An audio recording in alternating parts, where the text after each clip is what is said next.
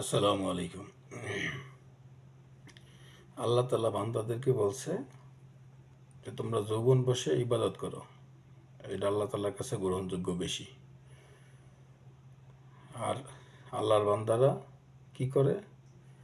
৫ই আগস্টের পরে চরদখল করা শুরু করছে, চাঁদাবাজি করা শুরু করছে। আল্লাহ কইছে যে তোমরা হালাল পথে উপার্জন করো, আমরা এটারে ধরে নিছি যে হারাম পথে উপার্জন করতে হইব।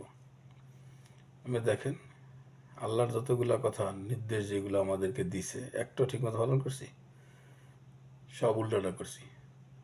আল্লাহ জানতো মনে যে ৫ই আগস্টের পরে বাংলাদেশের একটা অবস্থা হইব। সবাই ঘাট দখল, চর দখল, বালু দখল, নদী দখল, খেওয়া দখল, আজার বাজার, জেম্মে যা আছে সব দখল করব। এটা মনে আল্লাহ জানতো। আল্লাহ কিছু যৌবন বয়সের ইবাদতের মূল্য বেশি।